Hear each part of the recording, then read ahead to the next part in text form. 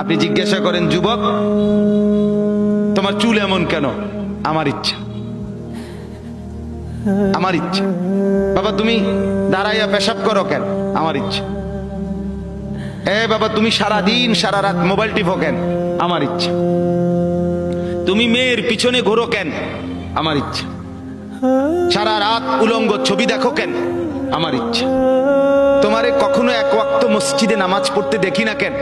আমার ইচ্ছা, আমার ইচ্ছা। বাবা আপনি প্রত্যেক দিন ব্যবসায় ওজনে কম দেন, মিথ্যা বলতেছেন কেন? আমার ইচ্ছা, আমার ইচ্ছা, এটা আমার মন চাইছে। বোন আপনি পর্দা করেন না কেন? আপনি এরকম বেপর্দা চলেন কেন? আমার ইচ্ছা।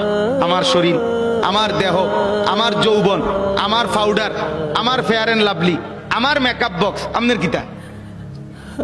আসলে তো কথা আমার কিতা, কথা তো ঠিকই, সব তো আমনে রে। আমার ইচ্ছা, আমার রূপ, আমার যৌবন, আমার দেহ, আমার শরীর, আমি রাস্তায় দেখাই নলে বাজারে দেখাই, মার্কেটে দেখাই নলে রেস্তোরাঁয় দেখাই, আমি জওয়ানকে দেখাই নলে বুড়াকে দেখাই, আপনার সমস্যা কি?